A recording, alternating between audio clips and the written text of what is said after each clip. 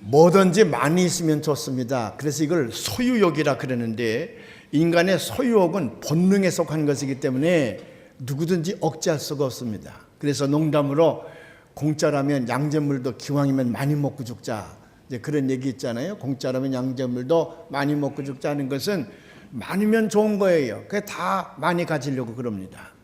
근데 사실 따지고 보면 많다고 다 좋은 건 아닌데도 우리는 끝없이 많이 갖고 싶어 해요.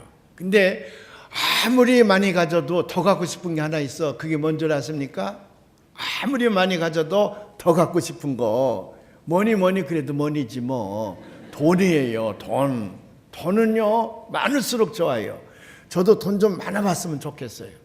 제가 이제 늘 여러분들에게 말씀드립니다마는 목회의 축복을 받아서 너무 감사해요. 저 충청도 시골 촌놈이 예수 믿고 나서 목사가 되게 하시는데, 가는 곳마다 교회도 부흥시키게 하시고, 또 좋은 교인들을 섬기게 하시고, 또 그 좋은 교우들이 저를 또 많이 사랑해주고, 그래서 참 목회에 대한 복을 많이 받았습니다. 뭐 여한이 없어요. 근데 한 가지가 좀 아쉬워요. 하나만 했으면 좋겠는데 하나님께서 그 길을 안 열어주시는데, 그 길이 뭔지 여러분 말씀드려서 아시지요?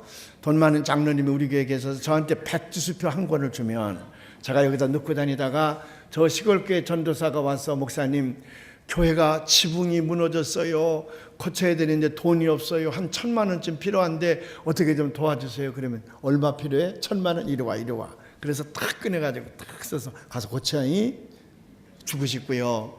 또 젊은 목사님 와서, 목사님 교회를 졌는데 1억 5천만 원이 못 갚아서 결국 교회 넘어가게 생겼어요. 어떻게 하면 좋아요? 목사님 좀 기도해 주시고 도와주세요. 그럼 이리 와. 얼마가 모자란다고? 1억 5천. 이리 와. 딱 이리 가서 교회 다시 찾으라. 이거 한번 해봤으면 좋겠어. 근데 내가 30대부터 이 꿈을 꿨는데 아직도 이루어지지 않았었는데 언젠간 이루어지실 줄로 믿습니다. 여기 여러분들을 통해서 그 꿈이 이루어질 줄로 믿습니다. 여기 젊은 분들 많이 계신데 사업 잘하셔서 한번 돈 많이 버신 다음에 제가 은퇴하기 전에 170분 한번 줬으면 좋겠어요. 뭐 많이도 필요 없어. 100장만 주면 좋겠어요. 그래서 100사람만 그렇게 도와주면 좋겠어요. 또 제가 이제 요즘에 많은 생각을 하는데 기념교회도 하나 세우고 싶고요.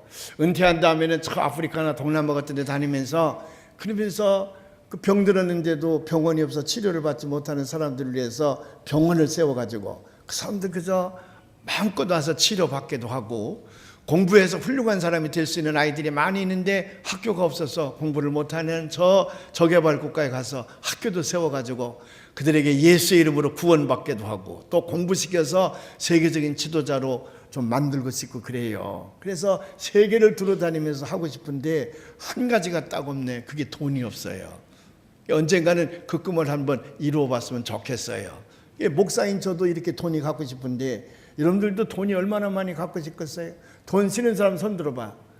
혹시 돈 쓰는 사람 있으면 그거 팔아서 저한테 갖다 주시면 제가 그놈 가지고 다니면서 한번 해보려고 그럽니다.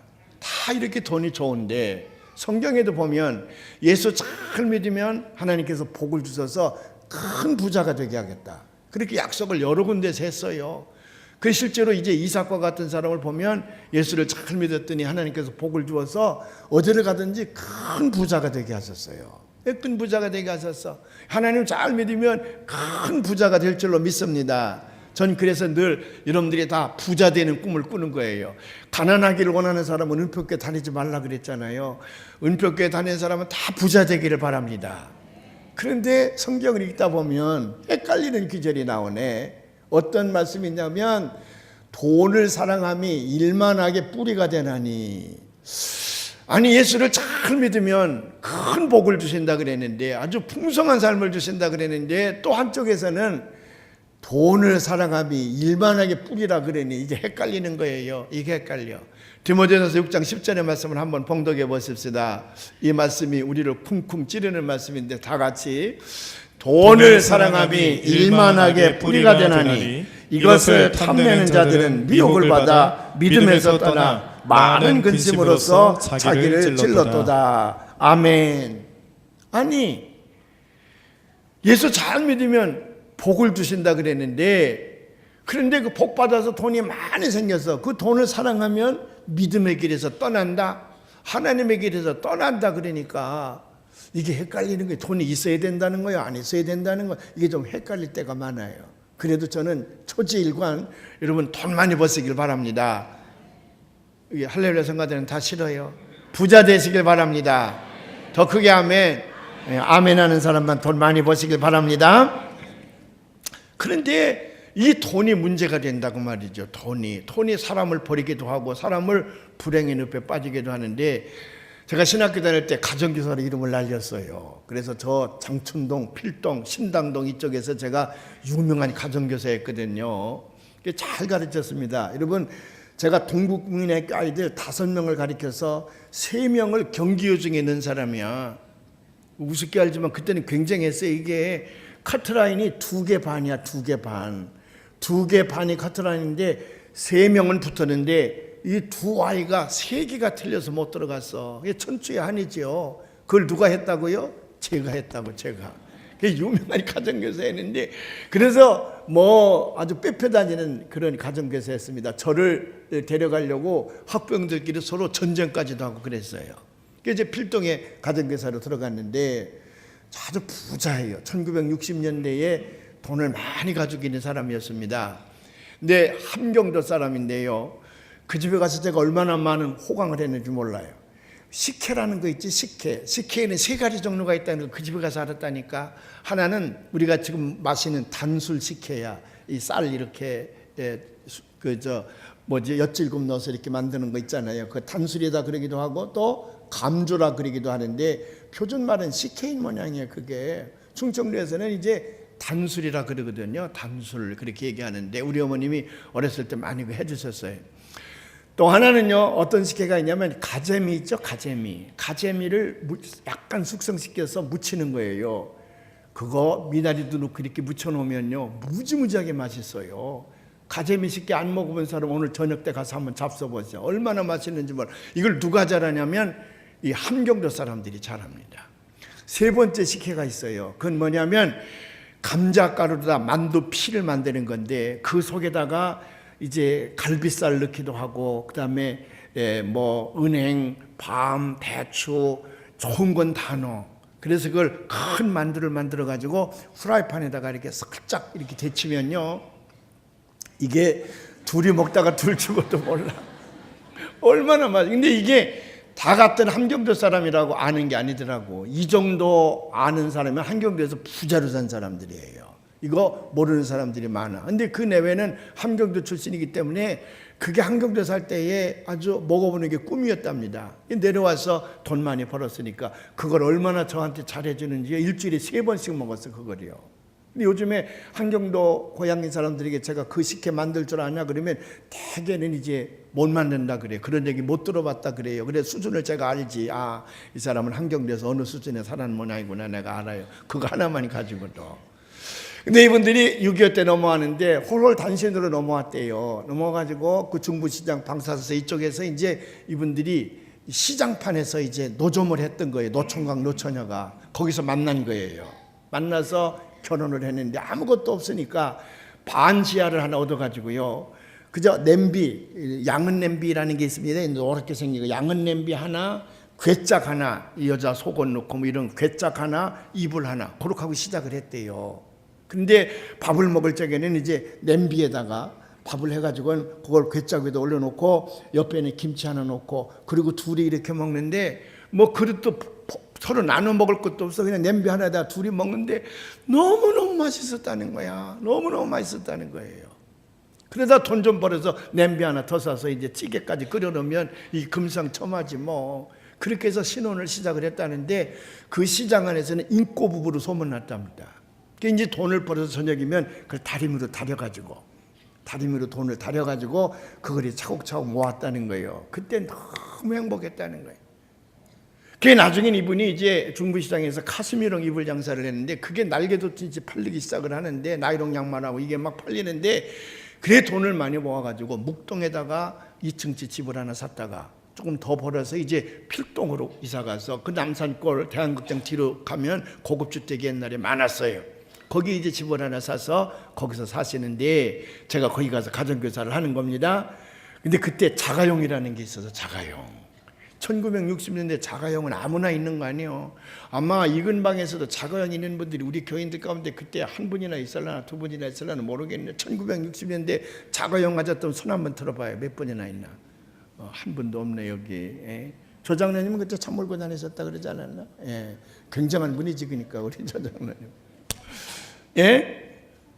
예, 그래요. 이제 그런데 제가 그 집에 가서 가정교사를 이제 둘을 가르치는데 어느 날이요. 제가 저녁 때 학교 수업을 마치고 그 집에 탁 들어가는데 프라이팬이 날라오는 거예요. 부엌에서. 저를 향하여 프라이팬이 날라오고 냄비가 날라오고 그러는 거예요. 조금 있더니 그만 그 어린아이가 여자아이가 뛰어나오더니 제품이 아니고 막 떨어요. 부부싸움을 하는데 여러분 가난한 사람이 부부싸움하고 부자들이 부부싸움은 도구가 달라. 도구가요.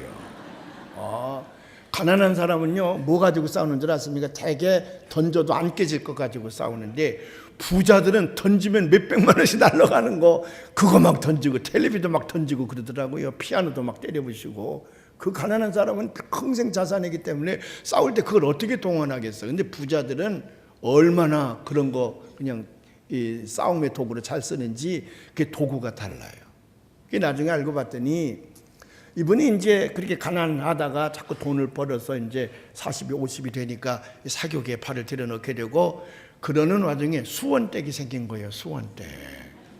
긴가민가 했는데 단서를 딱 잡고 그날은 이제 여자가 남자에게 해붙이는 겁니다.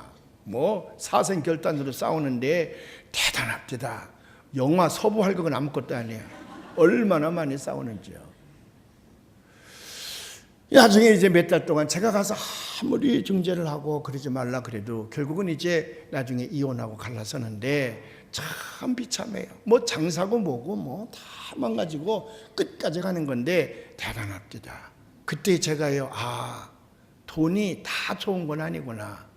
돈이 없었더라면 그 다리 위로 돈을 달아가면서 모을 때 그 부부가 얼마나 행복했겠습니까? 그 하나하나 냄비에다 밥을 해서 열무김치 하나 넣고 그걸 먹을 때 얼마나 행복했겠어. 근데 그만 자가용 몰고 다니면서부터 이게 딴 생각이 들어가니까 이 부부가 그만 저 불행의 늪으로 낭떠러지로 떨어버리고 마는 거예요. 근데 돈이라는 게 많이 있으면 좋긴 한데 근데 이게 잘못 관리하면 큰 낭패를 가져오고 불행의 늪에 자기를 빠지게 할 뿐만 아니라 이 돈을 바라보는 눈이 달라지면 그게 잘못되어지면 그 인생과 인간관계도 다 망치는 것을 볼 수가 있습니다. 오늘 야고보서 기자가 우리에게 매우 중요한 윤리, 기독교 윤리 중에 하나를 가르치고 있는 것인데 우리가 사람을 바라볼 때에 돈으로 그 사람을 보지 말라는 거예요. 우리가 사람을 바라볼 때에 그 사람이 가지고 있는 자산의 가치를 가지고 그 사람을 대하지 말라는 거예요. 거기서부터 잘못된다는 거거든. 그러니까 예수를 믿는 사람들은 성경적 가치관을 가지고 살아가야 되는데 그 성경적 가치관이라고 하는 것은 돈이나 그 사람이 가지고 있는 자산의 가치, 지능, 지위, 학문 이런 걸로 판단을 하고 그래서 사람에 따라서 차별적 대우를 하지 말고 하나님께서 만드신 그 생명 자체가 존귀한 것을 알고 모든 사람을 나 외의 모든 사람을 존귀한 생명으로 잘 대하라는 거거든요. 그걸 구체적으로 오늘 설명을 하는 겁니다. 우리 다시 한번 1절부터 4절까지 있는 말씀 다시 한번 크게 읽어봐요. 시작. 내 형제들아 영광의 주 곧 우리 주 예수 그리스도에 대한 믿음을 너희가 가졌으니 사람을 차별하여 대하지 말라. 만일 너희 회당에 금가락지를 끼고 아름다운 옷을 입은 사람이 들어오고 또 남루한 옷을 입은 가난한 사람이 들어올 때에 너희가 아름다운 옷을 입은 자를 눈여겨보고 말하되 여기 좋은 자리에 앉으소서 하고 또 가난한 자에게 말하되 너는 거기 서 있든지 내 발등상 아래 앉으라 하면 너희끼리 서로 차별하며 악한 생각으로 판단하는 자가 되는 것이 아니냐. 여러분 지금 이 말씀은요 당연한 말씀이고 누구든지 할 수 있는 말씀이 아무것도 아니야. 이건 너무나도 당연한 거잖아요. 근데 예수님 당시 이 말씀은 핵폭탄이었습니다. 왜? 당시는 양반과 쌍놈이 있고 노예제도가 있던 때예요. 노예는요 말하는 짐승과 도구일 뿐입니다. 그건 사람이 아니야. 그러니까 주인과 함께 노인이 밥을 먹는다든지 같은 좌석에 앉아서 예배를 보는 건 불가능할 때입니다. 불가능할 때예요. 그래도 정말 예수님으로 말미암아 거듭난 사람들은 자기의 신분과 지위를 다 버리고 교회에 와서 예배를 드리고, 어떤 교회에서는 그 주인이 와서 앉아서 예배를 볼 때에 그 노예가 예배를 인도하고 설교를 하고, 그리고 그 노예가 성만찬을 베풀면 그 노예 앞에 와서 무릎을 꿇고 성찬을 받은 경우도 있다는 거예요. 근데 그건 극히 드물은 예고, 거의 그때의 교회는 양반은 양반이고 쌍놈은 쌍놈이지, 노예는 감히 주인 옆에 와서 앉질 못합니다. 발등상 아래 앉아서 무릎을 꿇고 앉아있든지 아니면 저 뒤에 서 있을 때예요. 모든 교회가 그럴 때야. 그렇게 신분의 차별이 확실할 때에 야고보가요 그렇게 하지 말거라. 그렇게 하면 결국 하나님의 곁을 떠나는 것이니 모든 사람이 평등하게 앉아서 예배를 드려야 할지니라. 이건 핵폭탄이야. 그때로서는 핵폭탄이에요. 더군다나 그 세네카라고 하는 그런 사람들의 말에 의하면 당신은 부의 상징이 가락지에 있었다는 거예요. 그래서 이렇게 가락지가 있으면 가운데 손가락만 빼고 나머지 손에다 가락지를 다 금가락지를 다 끼고요, 거기다 보석을 붙이고 그러고 오면 그게 부의 상징이야. 또 화려한 옷을 입고 가락지를 딱 끼고 오면 굉장한 부의 상징이에요. 다 그렇게 하고 교회 왔지. 그러나 거기 이제 알렉산드리아 클레멘트라고 하는 교회 지도자는 교인들에게 호소를 합니다. 교회할 때는 그거 다 빼고 하나만 끼고 오라 그래서 하나만. 그때는 이제 가락지를 가지고 봉인을 할 때니까, 배너에서 보죠? 도장 이렇게 찍고 그럴 때니까 어쩔 수 없이 지금 도장을 가지고 다니듯이 가락지를 이제 끼고 다닐 때니까 하나만 끼고 오고, 그 가락지 위에는 거기다 보석을 달지 말고 포도송이라든지 물고기라든지 그 성경의 신앙적 상징을 거기다가 문양을 놓고 하지, 거기다 보석은 붙이지 말고 교회 오라고 호소까지 다 했다는 거예요. 근데 아무리 이런 호소를 해도 평범한 교회들이 그것을 잘 지킬 리가 없지. 그럴 때에 야고보가 교회를 향하여 이 편지를 썼다는 것은 핵폭탄이에요. 그래서 결국은 이 말씀에 근거해서 초대교회는 모든 신분과 계급을 차별하고 교회 안에서 평등하게 하나님 앞에 예배드릴 수 있는 유일한 공동체가 교회였음을 여러분 믿으시길 바랍니다. 그래서 오늘 야고보서가 이 말씀을 우리에게도 전해줄 수가 있는데, 여기서 몇 가지 우리가 신앙적 교훈을 찾고 은혜를 나누려고 하는 거예요. 첫째로는 아까 말씀드린 것처럼 사람을 바라볼 때에 돈이나 자산의 가치나 지위나 명예나 학문에 의하여 그 사람을 판단하지 말고 그 생명 자체가 존귀한 자임을 알고 그를 사랑하라, 그 말이에요. 근데 많은 경우에 우리도 지금 범하는 실수가 그거 아닙니까? 높은 사람이 오면 벌떡 일어나고 낮은 사람은 와서 고개 까딱거리고, 이게 이제 누가 그 짓을 제일 많이 하냐면 제가 제일 많이 하는 것 같아요. 가만히 보면요, 나도 모르는 사이에 그렇게 벌떡 나올 때가 많아요. 제가 여기 앉아서 예배를 드리고 있는데 이명박 대통령이 들어온다 그래요. 아마 나도 모르는 사이에 벌떡 일어날 겁니다. 근데 가난한 거지가 들어온다 그러면 부목사님 불러가지고 조 목사님 이리 와봐, 저 사람 좀 저쪽에다 이렇게. 내가 아마 그럴 거예요. 그런 속물근성이 제게 있거든요. 제게도 그런 속물근성이 있다 그러면 혹시 여러분들에게도 있지 않겠습니까? 우리가 다 가지고 있는 잠재의식 속에 있는 죄성입니다. 이것을 사도 야고보는 깨트리는 겁니다. 그렇게 하지 말라. 생명 자체가 소중한 것임을 알고 존귀하게 여길 줄 알아야 된다. 남을 대할 때에 언제든지 자기 자신을 비춰보면 쉽게 결정할 수가 있다는 거거든요. 여러분, 하나님이 여러분들을 택하셨습니다. 그래서 예수 그리스도의 십자가의 은총으로 죄를 용서받고 하나님의 자녀가 되게 하셨습니다. 그리고 많은 복을 주어서 지금 살고 있습니다.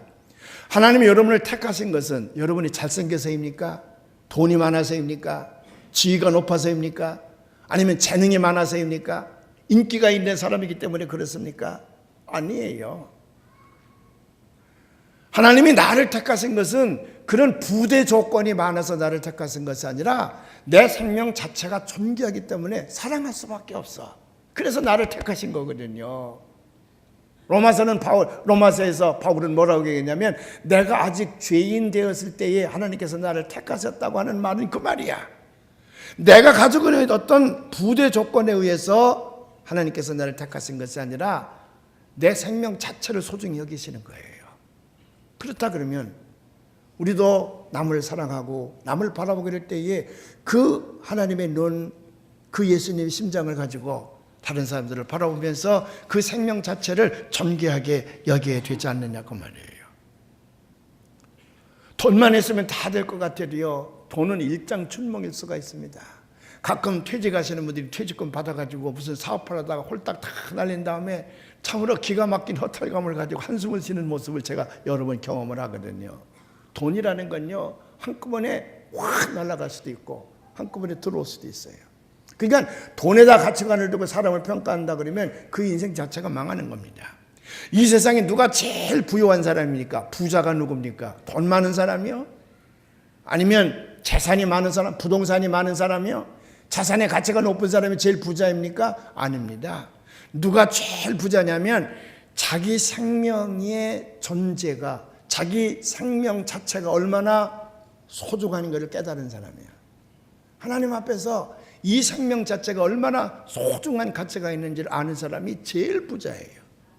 근데 많은 경우에 그렇게 생각하지 않는 거야. 어떤 사람은 돈, 어떤 사람은 재산, 어떤 부동산, 어떤 사람은 뭐 학위, 어떤 사람은 인기, 이런 데다가 다 그게 있어야만 이 세상에서 가장 부자인 줄 알고 거기 매달리다가 그거 하나 실수하면 생명을 끊어버리는 거야. 생명을 우습게 하는 거예요. 생명을 잃으면 모든 걸 다 잃는다는 걸 몰라. 그것이 우리 인간의 우매한 생각입니다. 누가 제일 가난한 사람입니까? 돈 없는 사람이요? 땅 한 평 없는 사람?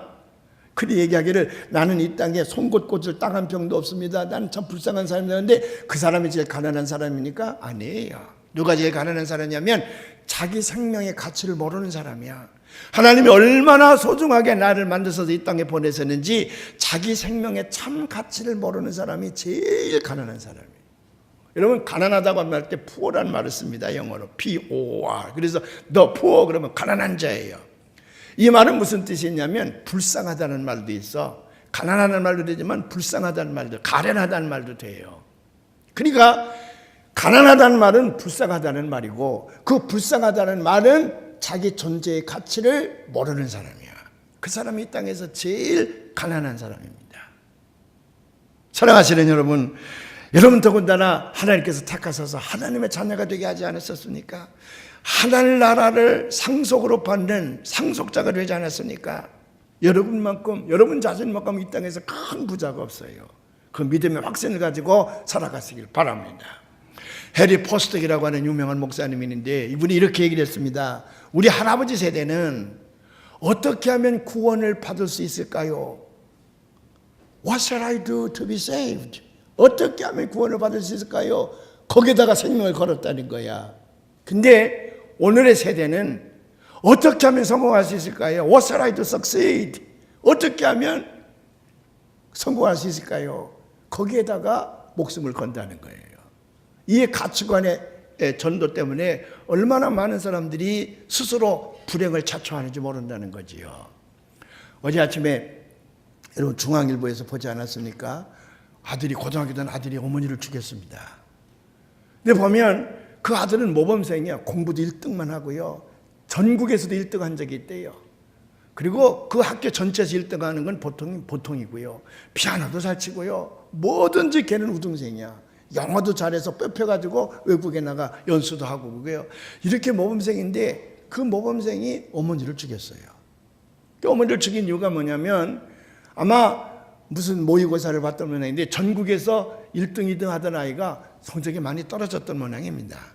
근데 어머니에게 그걸 보이면 매를 많이 맞을 것 같으니까 그 성적을 고쳐서 어머니에게 보여드린 모양이에요. 그리고 몇 가지 어머니 속인 것이 있는데 그 다음날 학부형회의가 학교에서 열리는데 그때 되면 이게 다 탄로가 될 것 같으니까 아침에 주무시기 전에 자기 어머니에게 흉기를 찌르면서 어머니가 모르는 것이 너무 많아요. 그리고 흉기를 찔렀다는 거예요.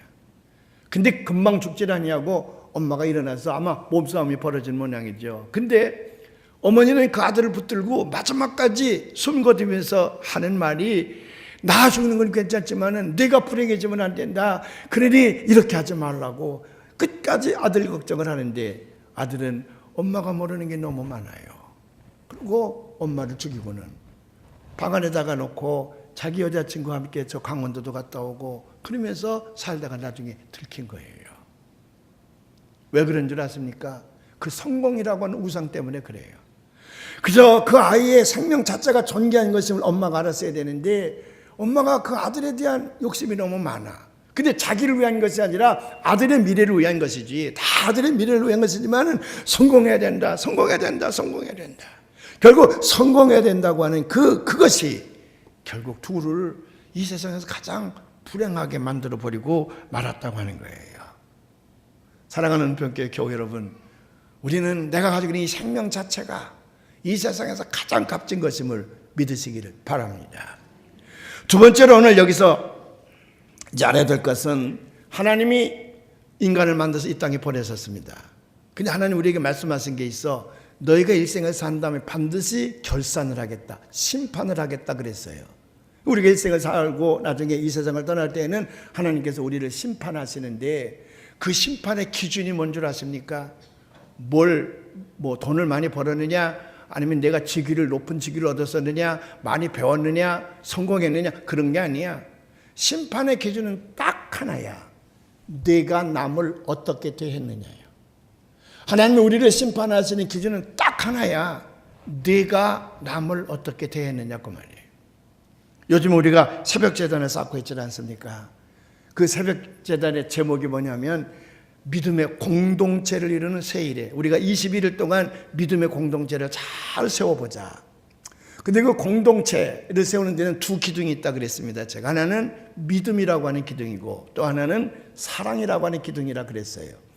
그 믿음이라고 하는 기둥은 생명이었으다. 믿음으로 우리는 영생을 얻는 줄로 믿으시길 바랍니다. 믿음은 생명이야. 근데 이 생명은 뭘 먹고 사냐면, 뭘 먹고 자라냐면 사랑이라고 하는 것을 먹으며 자라는 거예요. 그래서 믿음과 사랑은 공생관계예요. 절대로 하나만 있어서는 안 돼. 둘 다 있어야 되는데 그 사랑이라고 하는 건 뭐냐? 나 홀로 있을 때에 나타나는 것이 아니라 반드시 나 외에 다른 사람과 관계 속에서 나타나고 역사하는 거예요. 그래서 그걸 공동체의 삶이라 그러지. 사랑은 언제든지 공동체의 삶 속에서 나타나고 역사하는 것인데 어떻게 나타나느냐? 내가 남을 어떻게 대하느냐 그 말이에요. 그것이 하나님께서 우리를 심판하시는 기준이 된다고 말이죠. 하나님께서 나를 심판하시는 기준이 되는 거예요. 그리고 오늘 예를 드는 거 아닙니까? 교회 안에는 두 그룹이 있는데 하나는 부자의 그룹이 있고 하나는 가난한 자의 그룹이 있다. 너는 이 사람들을 어떻게 대하겠느냐 그 말이죠. 만일 부자의 그룹만 존귀하게 여기고 가난한 자의 그룹을 없이 여긴다 그러면 이미 너는 믿음을 떠난 자라고 말이죠. 이미 너는 믿음을 떠난 자다. 다시 말하면 심판의 기준이 거기에서 나타난다고 하는 거거든요. 그래서 우리가 잘 믿는다, 하나님을 잘 믿는다고 하는 건 무엇을 통해서 나타나느냐면 내가 다른 사람들을 그리스도의 사랑을 가지고 십자가에서 우리에게 보여준 그리스도의 사랑을 가지고 그를 얼마나 잘 대하느냐, 얼마나 잘 보살피느냐, 얼마나 잘 사랑하느냐에 의하여 내 믿음의 척도가 사람들에게 보여진다 그 말이죠. 그래서 성경에는 많이 있지 않습니까? 보이는 내 형제를 사랑하지 않는 자가 어떻게 하나님을 사랑한다고 하겠느냐, 보이는 내 부모님을 잘 섬기지 못하는 자가 어떻게 하나님을 섬긴다고 하겠느냐, 그런 여러 가지 말씀들이 많이 있고 선한 사마리아 사람을 비유도 있고 하는 것들이 다 뭐냐면 하나님을 사랑한다고 하는 말은 어떤 소유나 지위나 명예나 학문이나 이런 게 의하지 아니하고 나 이외에 다른 사람의 생명 자체를 존중히 여기고 그를 잘 보살피는 그런 것들이 하나님을 사랑하는 열매라고 말이죠. 유대인의 전설이 하나 있습니다. 이제 출애굽을 하고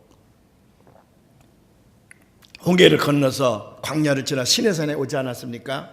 그 시내산에 이제 텐트를 치고 사람들이 사는데 모세는 시내산에 올라가서 하나님을 만나고 내려오곤 하지요. 근데 이제 이스라엘 사람들이 거기까지 와서 보니까 하나님의 은혜가 너무 고맙고 감사하거든요. 그래 모여가지고는 회의를 했답니다. 이 하나님의 은혜를 어떻게 갚을까? 그런데 많은 사람들이 그 하나님을 만찬에, 저녁 만찬에 초대해서 잘 좀 대접해드리자. 그렇게 만장일치의 결의를 했어요. 하나님을 초대하려면 어떻게 하나요? 하나님 앞에 초대장을 편지로서 보낼 수도 없고 어떻게 기도밖에는 없지. 그리고 대표자들이 모여가지고 하나님 앞에 기도를 한 거예요. 우리가 이렇게 만찬을 잘 준비해서 하나님의 은혜에 보답하는 마음으로 대접을 하려고 그러니 오셔서 우리랑 함께 만찬을 나눴으면 좋겠다고. 그런데 하나님이 무응답이야. 아무 응답이 없는 거예요. 고민을 하다가 우리 지도자인 모세는 올라가서 하나님을 만나고 하니 모세에게 부탁을 해야 되겠다. 모세한테 와서 이번에 올라가서 하나님 만나고 들랑 우리의 정중한 초대에 하나님을 좀 응해줬으면 좋겠다. 그러니까 모세가 했다 얘기를 합니다. 여러분 뜻은 고마우나 우리 하나님은 physical being, 이 육체적인 존재가 아니라 spiritual being, 영적인 존재이기 때문에 우리처럼 먹고 마시는 하나님이 아닙니다. 하나님은 잡수는 분이 아닙니다. 그러니까 이건 뭐 어떻게 할 수가 없잖아요. 안 잡수는 분이라는데 어떻게 초대를 할 수가 있겠어. 그게 실망을 하는 거예요. 그 모세가 그 다음날 시내산에 올라갔습니다. 그래서 하나님, 너 왔느냐? 예, 제가 왔습니다. 그런데 말이야, 어제 너희 민족들이 모여서 나를 저녁에 초대했다며. 예, 내가 가서 저녁을 같이 먹으면. 아니, 어떻게 오실 수 있습니까? 아니야, 내가 갈 테니까 준비를 잘하거라. 그 모세가 너무 신바람이 나서 내려와가지고 대표들을 모아놓고는 하나님이 오신다 그래서 음식을 최대한으로 잘하라 그랬어요. 그래 지지고 볶고 난리가 났죠. 그 종일토록 일을 안 하고 그냥 이스라엘 민족 전체가 이제 음식을 만들어 제끼는 거예요. 다 저희들이 처먹을 거지만 하여간에 하나님 잡수라고 만드는 거예요. 그 음식 만든다는 소문이 막 나고 큰 잔치가 열린다 그러니까 누가 제일 먼저 오겠어? 거지들, 가난한 자들, 이런 사람들이 많이 몰려오지. 와서 좀 먹을 걸 달라 그래도 줄 리가 있습니까? 이놈들아, 이거 하나님 대접할 건데 어디 너희들이 와서 먼저 달라고 하면 전리 비키라고. 하나님 드릴 거라고. 그래서 이제 열심히 음식을 하는 거예요. 그래서 목사가 된 사람이 많아요. 저 충청도 쪽에는요, 엄마들이 계란 프라이하고 맛있는 이렇게 닭이라도 잡고 그러면 애들이 엄마 나 좀 먹어. 목사님 대신 먹을 때 목사님 대접할 거야. 너희들만 일어나 나가 그래가지고 내가 목사 돼야 되겠다. 그래서 목사 된 사람 여러 명 있어요.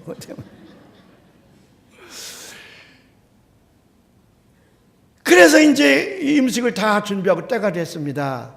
하나님이 오신다는 시간이 돼서 그 대문 앞에 전부 청소를 하고 하나님을 기다리는데 안 오는 거예요. 그러니 웬 할아버지 하나가 탐루한 옷을 입고 피골이 상접한 채 아주 굶주린 모습으로 쩔뚝거리며 오는 거라. 와서 제가 지나가는 나그네인데 너무 배가 고파서 허기가 져서 더 이상 갈 수가 없겠습니다. 근데 여기 잔치가 열린다 그래서 먹을 것을 구하러 왔으니 그저 한 끼만 조금만 달라고 요청을 했어요.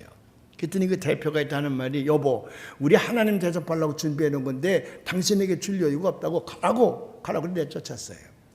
7시가 되고 8시가 되고 9시가 되는데도 하나님이 안 오시는 거예요.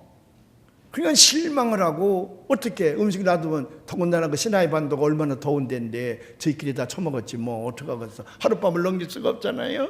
그게 다 먹었어. 실망한 채. 그 다음날 아침에 모세가 이제 하나님 앞에 시내산에 올라갔습니다. 올라가서 하나님은 신실하신 분이고 한 번 약속하시니까 절대로 어기지 않는 분이신데 어제 저녁에 오신다고 그래놓고 왜 안 오셨습니까? 그리고 항의조로 불평을 얘기를 했어요. 그랬더니 이 하나님이 벌떡 일어나시는 말씀이, 야, 이 녀석아, 내가 왜 안 갔니? 나는 1.1핵도 거짓말하는 사람이 아니야. 그 시간에 내가 갔었어. 근데 대문 앞에서 나를 들여놓지 않더라. 그래서 내가 거기서 거절당하고 와서 마음이 아프다. 그 남루한 옷을 입고 간 할아버지가 그게 곧 나인 줄로 몰랐느냐. 그때서야 모세가 깊이 회개하고 이스라엘 백성들에게 와서 그 얘기를 다 전해주었다는 전설이요, 전설. 실제로 있었던 건지는 잘 모르지만 리젠드, 전설이에요. 무엇을 우리에게 가르쳐주는 것입니까? 이것은 바로 우리가 하나님을 사랑한다고 하는 말은 하나님께서 정성을 들여 만들어 이 땅에 보내신 우리의 이웃들을 순수한 마음을 가지고, 그가 무엇을 소유했느냐, 직위를 얼마나 가지고 있느냐, 그분이 권세가 얼마냐, 그거 관계없이 순수한 마음을 가지고 내 이웃을 사랑하면 그게 곧 하나님을 사랑하는 것이라는 것을 우리에게 가르쳐 주는 거예요. 그래서 내가 남을 어떻게 대하느냐가 하나님께서 우리를 심판하신 유일한 기준이라고 하는 거 기억하시길 바랍니다. 마태복음 25장 나타나지 않습니까? 늘 마음에 담고 살아야 될 것인데 짐 웨일스라고 하는 전도자는 늘 말하기를 우리는 기독교인들이 세상을 살아갈 때 다른 말씀은 다 잊어버려도 좋다. 그러나 가슴에 담고 살아갈 말씀이 있나니 마태복음 25장 34절 이하의 말씀이라 그랬어요. 우리 다 같이 한번 큰 소리로 봉독을 해보십시다. 그때 임금이 그 오른편에 있는 자들에게 이르시되 내 아버지께 복을 받을 자들이여 나와 창세로부터 너희를 위하여 예비된 나라를 상속받으라. 내가 줄일 때에 너희가 먹을 것을 주었고 목마를 때에 마시게 하였고 나그네 되었을 때에 영접하였고 헐벗었을 때에 옷을 입혔고 병들었을 때에 돌보았고 옥에 갇혔을 때에 와서 보았느니라. 이에 의인들이 대답하여 이르되 주여 우리가 어느 때에 주께서 줄이신 것을 보고 음식을 대접하였으며 목마르신 것을 보고 마시게 하였나이까. 어느 때에 나그네 되신 것을 보고 영접하였으며 헐벗은 것을 보고 옷 입혔나이까. 어느 때에 병드신 것이나 옥에 갇히신 것을 보고 가서 배웠나이까 하리니 임금이 대답하여 이르시되 내가 진실로 너희에게 이르노니 너희가 여기 내 형제 중에 지극히 작은 자 하나에게 한 것이 곧 내게 한 것이니라. 아멘. 아멘. 이것이 우리 윤리의 기준이요, 하나님께서 우리를 마지막에 심판하실 때의 심판의 기준이라고 하는 사실을 우리는 꼭 기억해야 될 줄로 믿습니다. 근데 마지막으로 또 우리가 하나 알아야 될 것이 있어. 우리 하나님께서는 성경을 통해서 우리에게 이런 많은 지침들을 주셨습니다. 근데 이 지침은 전부가 다 나 자신에게만 해당되는 것이지, 나 자신에게만 잣대로 준 것이지, 이것을 가지고 남을 판단하는 잣대로 사용해서는 안 된다는 얘기예요. 근데 많은 경우에 이것을 우리가 몰라. 그 사람들을 향해서 성경에 이렇게 하라고 그랬는데 넌 왜 이렇게 하느냐, 성경에 이렇게 하라고 그랬는데 넌 왜 그대로 행하지 않느냐, 자꾸 그런다면 저 집사 맞아, 목사 맞아, 장로 맞아, 권사 맞아 그러면서 남을 자꾸 비판하는데, 비판하는 말씀은 맞아요. 성경 말씀을 들어서 비판하니까 그 비판하는 말씀은 맞지만 그렇게 남을 비판하라고 내게 주신 말씀이 아니라 그 지침의 말씀은 나를 향한 잣대예요. 언제든지 나를 향한 잣대. 겸손하라는 말이 그 말이에요. 겸손하라는 말이 남에 가서 머리를 숙이라고 하는 말이 아니라 그 겸손하라는 말은 모든 성경의 말씀을 자기 자신을 평가하는 잣대로만 사용하라고 말이죠. 근데 이걸 우리가 안 해.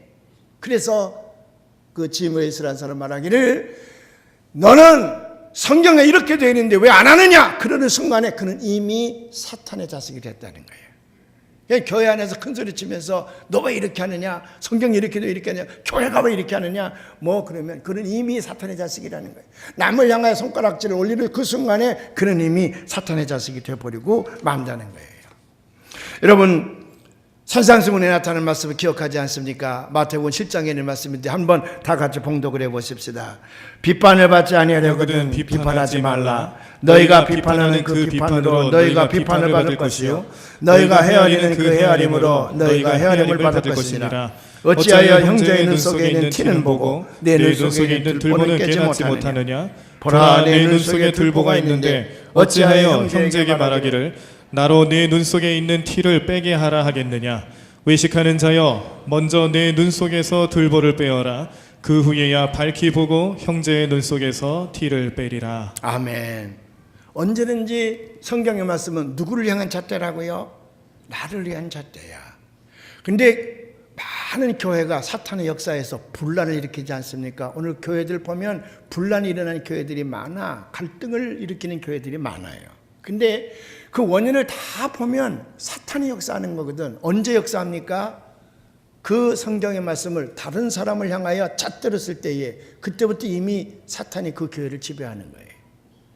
우리 은평의 교우들이 지난 60년 동안 이렇게 편안하게 하나님을 잘 모실 수 있었던 것은 말씀을 전부 다 나를 향한 잣대로 알고 겸손하게 그 말씀을 수용하고 그 말씀대로 살려고 하는 노력이 까닭에 오늘 우리 교회를 축복해 주신 줄로 믿습니다. 옛날 그 로마 시대 때에 나이트, 그 기사라 그러죠. KNIGHT, 나이트가 이게 기사인데, 기사가 되길 원하는 청년이 있었어요. 이 기사가 되려면 칼도 잘 써야 되고 활도 잘 써야 되고 이제 육체적인 훈련을 많이 받아야 되잖아요. 그래 열심히 훈련을 받아가지고 마침내 기사 시험에 합격을 했어요. 그 사람은 기사가 되는 순간에 나는 역사에 남는 기사가 되리라. 오직 내가 섬기는 죽은 황제만을 위해서 살리라. 일생을 황제만을 위해서 멋지게 산 기사로 역사에 내 이름을 남기리라 결심을 합니다. 그러고 황제 앞에가 선서를 하는 거예요. 나는 내 일생 동안 기사로 살면서 오직 황제에게만 무릎을 꿇을 것이요, 황제에게만 허리를 굽힐 것이요, 황제에게만 손을 들어 예를 갖출 것입니다. 그 외에는 절대로 하지 않겠습니다. 그러니까 왕이 그를 껴안으면서 기뻐했습니다. 그래, 너 같은 기사가 내 곁에 있다니 이제 내가 더 부러울 것이 없다 그러면서 아주 기뻐했습니다. 그가 어디 배정받았냐면 왕궁 정문에 서는 기사가 됐어요. 거기서 부동자세를 하고 황제에게는 누구에게도 내가 무릎을 꿇지 않고 허리를 굽히지 아니하고 손을 들어 예를 걷지 아니하리라. 그리고 며칠 하는데 농부 아내, 가난한 농부의 아내가 농사를 지은 그것들을 이제 바구니에 담아가지고 이제 시장으로 가기 위해서 그 앞을 지나가는데 거기는 감자도 있고 호박도 있고 고추도 있고 뭐 배추도 있고 여러 가지 농작물들이 있는 거예요. 근데 너무 가난한 농부의 부인이라 허기가 져서 그걸 이고 가다가 그만 발이 접질러지는 바람에 나대굴어졌어요.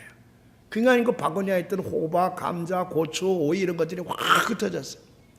병약한 이 농부의 아내는 그걸 끌어당기기가 힘들어요. 그래서 손을 이제 몰아쉬면서 하나씩 하는데 이 기사는 돕고 싶은 마음이 많아. 그래도 내가 이 일을 위하여 허리를 굽히면 황제에게 맹세한 그 맹세를 깨는 것이니 나는 움직일 수 없다. 그리고 탁 서서 일체 도와주지 않습니다. 몇 년이 지났습니다. 어느 날 전쟁터에 가서 한쪽 다리를 잃은 상해 용사가 지팡이를 짚고 그 앞을 지나가는 거예요. 근데 그 앞을 지나가다가 그만 지팡이가 딱 부러지면서 나뒹굴어지는 겁니다. 나뒹굴어진 이 상해 용사는 앞에 서 있는 건장한 기사를 향하여 기사여 나를 도와달라. 내가 국가를 위해서 다리를 바친 몸인데 지금 일어날 수가 없으니 나를 도와달라. 그래도 이 기사는요, 나는 오직 황제에게만 무릎을 꿇을 것이요 허리를 굽히는 사람이기 때문에 나는 도와줄 수가 없다. 딱 버티고 있는 거예요. 세월이 지나갑니다. 나이가 들었습니다. 이제는 손주가 생겼어요. 그 손자가 할아버지 근무하는 데 왔습니다. 할아버지, 나를 좀 안아서 저 놀이기구에 얹어주세요. 저 놀이기구 타고 싶은데 놀이기구도 얹어주세요. 그래도 이 할아버지는 나는 기사로서 오직 황제에게만 무릎을 굽히고 허리를 굽힐 것이니 할 수가 없노라 딱 버티고 있어요. 안 도와줬습니다. 손주가 오르도 안 도와줬어요. 그 다음날 황제가 검열을 나왔습니다. 쭉 검열에 갔는데 황제가 그 기사 앞에 딱 서는데 무릎을 꿇고 허리를 굽히면서 손을 들어 예를 해야 되는데 꼼짝 않고 서 있다는 말이에요. 황제가 분노하는 거예요. 이놈! 감히 황제 앞에서 눈을 치켜들고 허리를 굽히지 않는다니 말이 되느냐. 그리고 난리가 났어요. 그랬더니 이 사람이 눈물 흘리며 얘기하는 거예요. 황제여, 불충을 용서하소서. 난 일생 동안 황제에게 맹세한 그 맹세를 지키다가 이제 허리가 뻣뻣이 굳었습니다. 무릎이 굳었습니다. 손이 굳어서 굽힐 수도 없고 올라가지도 못합니다. 나를 용서하소서. 그러면서 그간의 얘기를 쭉 했어요. 황제가 그 여기다 손을 얹고 이 어리석은 인간아, 여기는 이 모든 백성이 나의 백성임을 내가 몰랐느냐. 저들을 돕는 것이 나를 돕는 것이요, 저들을 사랑하는 것이 황제에게 충성하는 것이거늘 너는 어찌 그걸 모르고 이 집까지 살았단 말이냐. 이 어리석은 나야. 그가 꾸지람을 받았다는 거거든요. 우리가 자칫 하나님을 잘 섬긴다고 하면서 혹시 하나님 앞에 서서 이 기사처럼 꾸지람을 받지 않으려는지 모르겠습니다. 바른 가치관을 가지고 하나님께서 우리에게 붙여주신 우리 이웃들을 잘 보살펴서 하늘의 상급을 차지하는 여러분들이 되시기를 주의 이름으로 축원합니다.